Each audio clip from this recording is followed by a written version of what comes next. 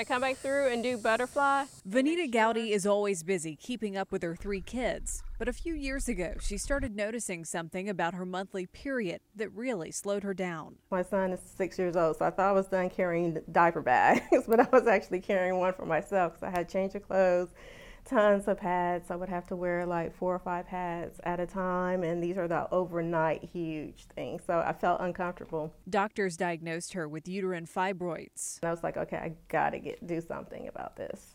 In her job as a mental health therapist, she recognized how deeply the problems affected her. It got emotionally draining, almost to a state of depression. I mean, I wouldn't try to let it overtake me, but there were times to where I was like, oh my God, here we go again. This big dark black ball right here, that's her uterine fibroid that's causing all of her problems. Dr. A.J. Gunn is an assistant professor in UAB's Department of Radiology. For a lot of women, you'll hear stories that they thought this was normal, right? That they were going through heavy periods or bleeding in between periods for 10 years, 15 years, and they just thought this is what periods are like. He performed a procedure called fibroid embolization. Through little tiny tubes called catheters, and using very small wires and using x-ray guidance, we find the arteries that are supplying this fibroid and we block them off with very small particles, and that causes the fibroid to die. Dr. Gunn says the procedure has been around for a while, but a lot of people still don't know about it. To sit down and talk with people and say, hey, listen,